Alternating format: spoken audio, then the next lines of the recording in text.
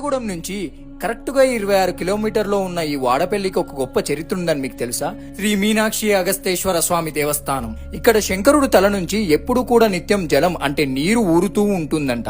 ఎప్పుడూ నీరు ఉంటూనే ఉంటదంట ఆ తలలో. ఆ నీరు తీస్తే ఉంటుందంట, తీయకపోతే అసలు పైకి పొంగనే పొంగదంట. ఇది ఆ శంకరుడు యొక్క గొప్ప మహిమ అని అక్కడ ఉన్న వాళ్ళు చాలా మంది చెప్పుకుంటారు. కృతాయుగంలో అగస్త్య మహామణి యొక్క ప్రతిష్ఠ లింగం ఇది. రెడ్డిరాజు కాలంలో కట్టిన ఈ దేవాలయానికి 700 సంవత్సరాల పైగా చరిత్ర ఉందట. బోయవాడు పక్షిని వేటాడుతూ వస్తే ఆ పక్షి వెళ్లి స్వామివారి వెనుక దాక్కుందట. అప్పుడు ఆ బోయవాడు లోపలికి వచ్చి ఆ పక్షిని చంపబోతుంటే అప్పుడు బోయవాడికి స్వామి ప్రత్యక్షమయ్యి ఏం కావాలో కోరుకోమన్నాడట.